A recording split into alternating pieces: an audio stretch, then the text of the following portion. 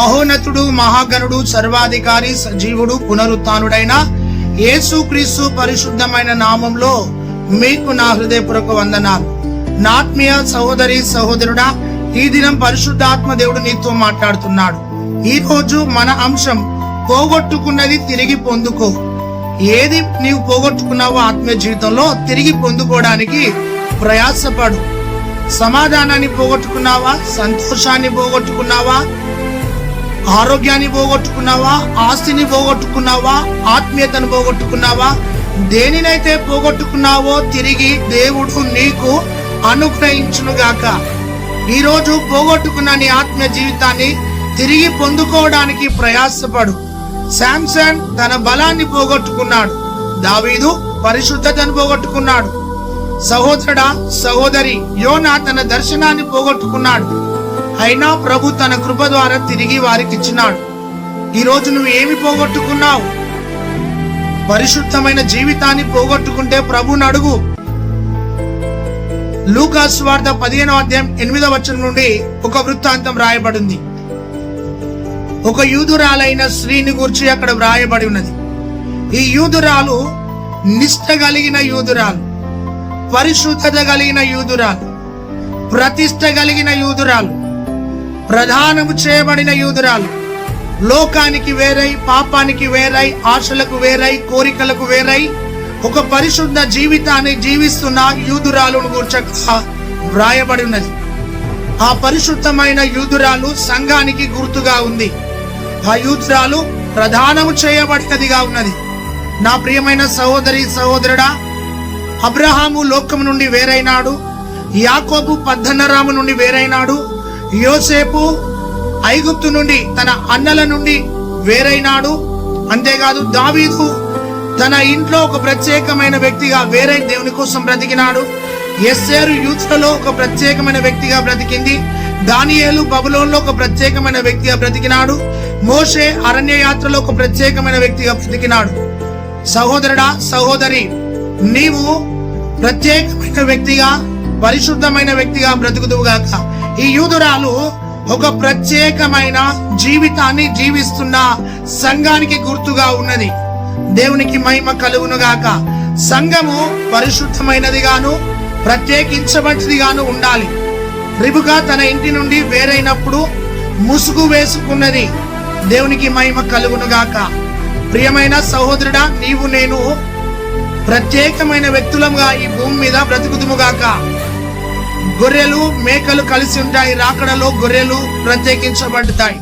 బుద్ధి గలవారు, బుద్ధి లేని వారు ప్రత్యేకించబడ్డారు. ఇద్దరు. ఈ రోజున నీవు లోకం నుండి, పాపం నుండి, కోరికల నుండి ప్రత్యేకించబడి ఒక పరిశుద్ధమైన వ్యక్తిగా దేవుని కోసం బ్రతుకుదువుగాక. రెండోది, ఆమెకు 10 నాణ్యములున్నాయి.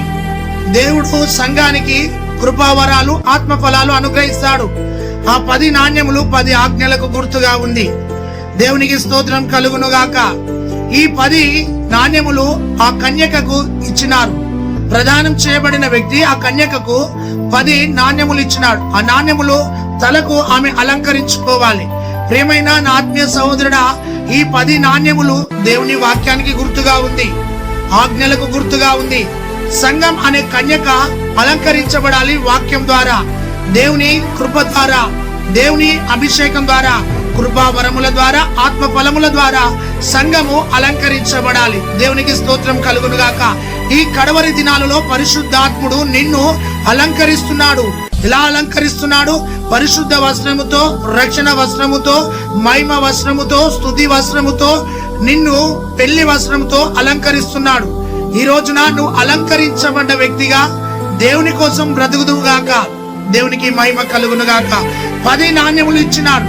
ఆ 10 నాణ్యములు ఆమె అలంకరించుకోవాలి. ఒక దినాన నా యేసయ్య ఒకనికి 5 తలాంతులను ఇచ్చినాడు, మరొకనికి 2 తలాంతులను ఇచ్చినాడు, మరొకనికి 1 ఇచ్చినాడు. 5 ఇచ్చినవాడు 10 ఇచ్చాడు, 2 ఇచ్చినవాడు 4 ఇచ్చాడు, 1 ఇచ్చినవాడు 5 పెట్టినాడు. దేవుడు నీకు తలాంతులను ఇచ్చాడు. పాడే తలంతు, ప్రకటించే తలంతు, సాక్ష్యం ఇచ్చే తలంతు నీకు ఇచ్చినాడు. నువ్వెందుకు 5 పెడుతున్నావు? ఈ రోజున నీకు ఇచ్చిన తలాంతును ప్రజల మధ్యలో వాడుకో, ప్రభు కోసం వాడుకో. ప్రభువా నాకు ఇచ్చిన తలాంతును నేను పాతి పెట్టకుండా నీ కోసం జీవించే కృప దయచేయమని ప్రభును అడుగు. దేవునికి స్తోత్రం కలుగును గాక. మూడోది లూకాసు సువార్త 15:8 ఈ కన్యక పరిశుద్ధమైన ముసుగు కింద ఉంటుంది. ఆమె అలంకరించుకొని ఆమె ముసుగుకు నాణ్యములు పెట్టుకోవాలి. ఆమె ముసుగు కింద జీవిస్తున్న కన్యక. ఈ ముసుగు పరిశుద్ధమైన జీవితానికి గుర్తు. మహిమతో సంఘము కప్పబడాలి. దేవుని కృపతో సంఘము కప్పబడాలి. రిబుగా ఇస్సాకును కలుసుకునే సమయంలో ముసుగుతో కలుసుకుంది. ఆ ముసుగు కోరుకున్నవాడు, వివాహం చేసుకునేవాడు ఆ యొక్క ముసుగును తీయాలి. రిబుకా అక్కడ సంఘానికి గుర్తు, ఇస్సాకు యేసు ప్రభు గుర్తు, ఎలియాజరు పరిశుద్ధాత్మకు గుర్తు, దేవునికి స్తోత్రం అబ్రహాము తండ్రి అయిన దేవునికి గుర్తు. ఆ ఒంటె మీద ఎలియాజరు ఇస్సాకు దగ్గరికి తీసుకుని వెళ్తున్నాడు. ఆమె ముసుగు కింద ఉన్నది. ప్రియమైన సహోదరి సహోదరుడా, ఈరోజు పరిశుద్ధాత్మ దేవుడు నీతో మాట్లాడుతున్నాడు. ఇశ్రాయేలు మేఘము కింద బ్రతికినారు. మేఘము కింద నడిచిన వారి వస్త్రములు పాతగిల్లలేదు, వారి చెప్పుల చోడులు అరిగిపోలేదు. ఆ మేఘము పరిశుద్ధాత్మ మహిమకు గుర్తుగా ఉంది. ఆ మహిమ కలిగిన మేఘము కింద నడిచిన 6 లక్షల కాల్బలం యొక్క చెప్పుల జోడులు అరిగిపోలే. మహిమ నిన్ను కమ్ముకోవాలి, ఆత్మ నిన్ను కమ్ముకోవాలి, ఆత్మతో నువ్వు నింపబడాలి. జలములపై అల్లాడిన ఆత్మ నీపైకి దిగివచ్చునుగాక. మరియను కమ్ముకున్న ఆత్మ నీపైకి దిగివచ్చునుగాక. మేడగదిలోనికి దిగి వచ్చిన ఆత్మ నిన్ను కమ్ముకొనుగాక. ఆత్మ చేత నీవు నింపబడుతుగాక. దేవునికి స్తోత్రం. సులమితిని తన ప్రియుని చూచి అంటున్నాడు, నీవు ముసుకోకుండా నీ కన్నులు గువ్వ కన్నుల వలె ఉన్నాయి అంటున్నాడు. మహిమ కలిగిన ముసుగు సంఘం వేసుకోవాలి. అయితే కొందరు ఆచారపు ముసుగు, అలవాట్లతో కూడిన ముసుగు, భ్రమలో ఉన్న ముసుగు, ఒక ముసుగు వేసుకొని ముసుగు కింద లోకాన్ని, పాపాన్ని, శరీర ఇచ్చలను అనుభవిస్తున్నారు. ఒకవేళ నీలో లోకమనే ముసుగు కింద ఉన్నావా, ఆచారాల ముసుగు కింద ఉన్నావా, ఈరోజు ముసుగులో నుండి బయటికి రా. సౌలు ముసుగు వేసుకొని వెళ్ళినాడంట. ఆ ముసుగు భ్రమపరిచే ఆత్మకు గుర్తుగా ఉంది. ఓ సంగమా, ఓ విశ్వాసి, ఓ ఆత్మీయుడా, ఓ అభిషేకించబడిన వాడా, దేవుని కోసం మండేవాడా, ఓ ఆత్మీయురాల, ముసుగు కింద ఉంటే బయటికి రా. శరీర క్రియలనే ముసుగు.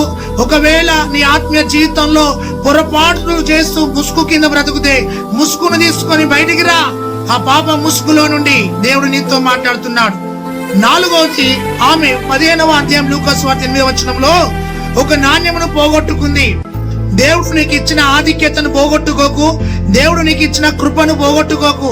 నీకు ఇచ్చిన తలాంతులను పోగొట్టుకోకు. నా ప్రియమైన సహోదరుడా సహోదరి, ఈరోజు ప్రభు ఆత్మ నీతో మాట్లాడుతుంది. ఏమని మాట్లాడుతుంది? దేవుడు నీకు ఇచ్చిన వాటిని గట్టిగా పట్టుకో. ప్రార్థన జీవితాన్ని ఇచ్చాడా? గట్టిగా పట్టుకో. నమ్మకంగా బ్రతుకు, పరిశుద్ధంగా బ్రతుకు. ఆమె ఒక నాణ్యాన్ని పోగొట్టుకుంది.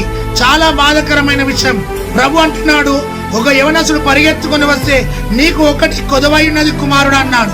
దేవునికి స్తోత్రం కలుగును గాక. ఈ రోజున ఆ ఒక్కటి నేను గట్టిగా పట్టుకోమని ప్రభు ఆత్మ నీతో మాట్లాడుతుంది. ప్రభు సన్నిధి నిన్ను దర్శిస్తున్నది. సహోదరుడా, ఆమె ఒక నాణ్యాన్ని పోగొట్టుకుంది. అంటే ఆమె అపవిత్రురాలైపోయింది, పరిశుద్ధతను కోల్పోయింది, నిష్ఠను కోల్పోయింది, నమ్మకాన్ని కోల్పోయింది, భక్తిని కోల్పోయింది, యథార్థతను కోల్పోయింది. ఏ వ్యక్తి అయితే ప్రదానం చేసుకున్నాడో ఆ వ్యక్తి ఆమెను అలంకరించినాడు.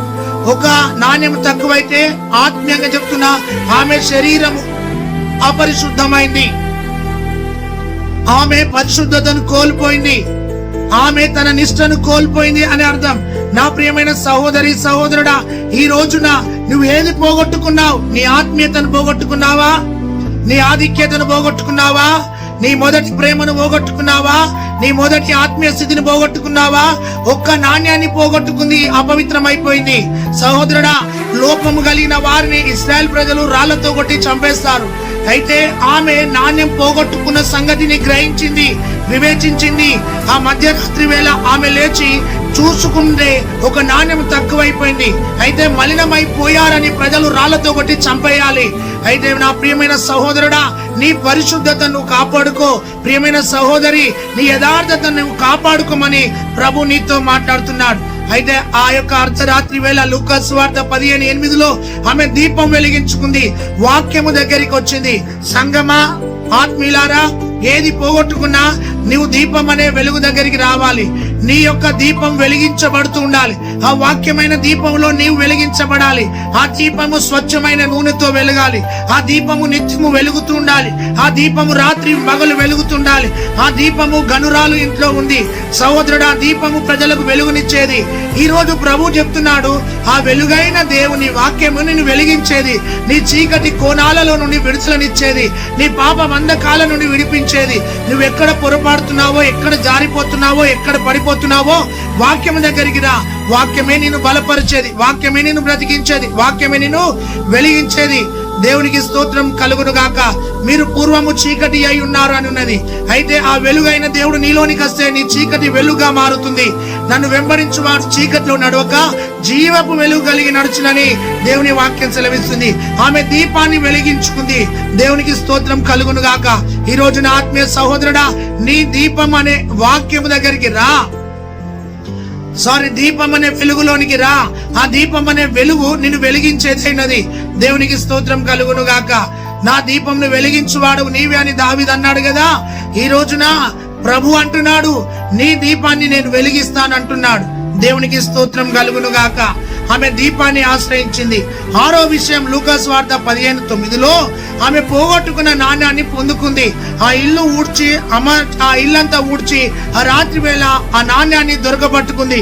ఆ నాణ్యాన్ని పోగొట్టుకున్న నాణ్యాన్ని దొరకబట్టుకొని ఆమె సంతోషించింది. నా ప్రియమైన సహోదరుడా, సహోదరి, ఎక్కడైతే ఏదైతే పోగొట్టుకున్నావో ఈ రోజు నువ్వు పొందుకోవాలని ప్రభు ఆత్మ నీతో మాట్లాడుతుంది. ప్రభు ఆత్మ నిన్ను దర్శిస్తుంది. ఆమె నాణ్యాన్ని పోగొట్టుకుంది. నీవేం పోగొట్టుకున్నావు? ఆత్మీయతను పోగొట్టుకున్నావా? పరిశుద్ధతను పోగొట్టుకున్నావా? నీ విశ్వాస జీవితాన్ని పోగొట్టుకున్నావా? ఈ రోజు నా ప్రభు నీతో సూటిగా మాట్లాడుతున్నాడు. ఒకడు తప్పిపోయిన వాడు తన రక్షణ వస్త్రాన్ని పోగొట్టుకున్నట్టుగా, ఉంగురాన్ని పోగొట్టుకున్నట్టుగా, చెప్పుల జోడును పోగొట్టుకున్నట్టుగా వాడు సమాధానాన్ని, బంధాన్ని, వస్త్రాన్ని, సమస్తాన్ని పోగొట్టుకున్నాడు. కానీ తండ్రి తిరిగి వానికి ఇచ్చినాడు. ఈ రోజు నువ్వు ఏది పోగొట్టుకున్నా ప్రభువుని అడుగు. ఆ కన్యక, ఆ పరిశుద్ధురాలు, ఆ యథార్థవంతురాలు, ఆ సంఘానికి పోల్చబడిన ఆ స్త్రీ తను పోగొట్టుకున్న ఆత్మీయ స్థితిని మరలా పొందుకుంది. ఉదయం వరకు దాన్ని వెతికి దొరకబట్టుకుని మరలా అలంకరించుకుంది. ఒకవేళ నేను అసంపూర్ణురాలుగా ఉంటే, అసంపూర్ణ భక్తి చేస్తే ప్రజలు నన్ను రాళ్లతో కొట్టి చంపేస్తారు. నేను ప్రదానం చేయబడ్డ దానిని, నేను నిష్ఠగా బ్రతకాలి, యథార్థంగా బ్రతకాలని ఆమె రాత్రి తన యొక్క నాణ్యమును దొరకబట్టుకుంది. Praise the Lord. దేవునికి మహిమ కలుగును గాక. ఆ నాణ్యమును మరి తలకు అలంకరించుకోవాలి. అయితే దారం వేరే ఉండదు, మరకగా ఉండదు. అదే దారంతో తెలియకుండా, ఏర్పడకుండా అలంకరించుకోవాలి. సహోదరుడా, నువ్వు ఎక్కడైతే పోగొట్టుకున్నావో, ఎవరికి తెలియకుండా ఎక్కడ పడిపోయావో, ఎవరు ఎరగక ముందే నువ్వు ఎరిగి తెలుసుకొని మనోనేత్రాలు వెలిగించుకొని దేవుని వాక్యం దగ్గరికి వచ్చి పోగొట్టుకునే స్థితిని పొందుకో. 7వ విషయం, లూకాసు వార్త 15:10లో ఆమె తన చెలికత్తెలతో సంతోషించిందంట. ఈ రోజు నువ్వు పోగొట్టుకునేది పొందుకుంటే నీకు సంతోషం. నీ జీవితంలో సంతోషం ఉందా? నీ జీవితంలో ఆనందం ఉందా? నువ్వు సంతోషించే వ్యక్తిగా లేవు. నువ్వు ఎప్పుడు చూసిన సమస్యలతో ఉన్నావు. నీ జీవితంలో సమస్యను సాతానుగాడు పెట్టి నిన్ను విశ్వాసంలో పడగొట్టి, ప్రార్థన జీవితంలో పడగొట్టి, పరిశుద్ధత లేకుండా నిన్ను పాపంలో పడగొట్టి నీ సంతోషాన్ని ఆవిరి చేస్తున్నాడు. ఈ రోజున సహోదరి, సహోదరుడా, ఆమె తన చెలికత్తెలతో అంటే సంఘము అనేక సంఘాలతో కలిసి సంతోషించాలి. సంఘానికి విభేదం, విశ్వాసికి విభేదం, మేము పరిశుద్ధులం అంటే మేము పరిశుద్ధులం అన్నట్టు కాకుండా ఆమె తన చెలికత్తెలతో సంతోషించింది. ఈ రోజున నీ యొక్క పొరుగు వారితో నువ్వు సంతోషిస్తున్నావా? నీ పొరుగు వారిని నువ్వు ప్రేమిస్తున్నావా? నీ పొరుగు వారితో నువ్వు మాట్లాడుతున్నావా? నీ యొక్క చుట్టూ ప్రక్కలున్న వారితో నువ్వు సమాధానంగా ఉంటున్నావా? ఈమె దొరకబట్టుకున్న తర్వాత అందరితో సంతోషించింది, అందరితో ఆనందించింది, అందరితో దేవుని నామాన్ని గణపరిచింది. ఈ రోజున నీ ఆత్మ జీవితంలో నీవు అందరితో సంతోషించాలి. అయితే ఈ యూతురాలైన కన్యక చేసిన పని ఏంటంటే, నేను నాణ్యాన్ని పోగొట్టుకున్న నా భక్తిని పొందుకున్నా, పోగొట్టుకున్న నా విశ్వాసాన్ని పొందుకున్నా, నేను అందరితో కలిసి సంతోషించాలని సంతోషించింది. ఈ యూదురాలు సంఘానికి గుర్తు, ఈ యూదురాలు నీ జీవితానికి గుర్తు, ఈ యూదురాలు నా జీవితానికి గుర్తు. మనం కూడా ఆత్మీయంగా అలంకరించబడి పెళ్లి కుమారుని కోసం ఎదురు చూద్దాం. ఆయన వధువు సంఘంలో మనం నిలబడదాం. ఆయన మహిమగల పట్టణానికి మనము ప్రవేశించాలి. దేవుడికి మాటలను దీవించును గాక. ఆమేన్, ఆమేన్, ఆమేన్. ప్రార్థన చేసుకుందాం. పరిశుద్ధుడా ఈ వాక్యాన్ని నీరుగట్టి ఫలింప చేయండి, అద్భుతం జరిగించండి. ఈ వాక్యం ద్వారా మా హృదయాలను వెలిగించినందుకు స్తోత్రం. ఆ కన్యక మేమై ఉన్నాం, మేము అలంకరించబడాలి. ప్రియుడా, నీ రాకడలో మేము సంపూర్ణులుగా కనబడాలి, ఎత్తబడాలి. కృప చూపమని యేసు నామములో ప్రార్థిస్తున్నాం తండ్రి, ఆమేన్. Praise the lord.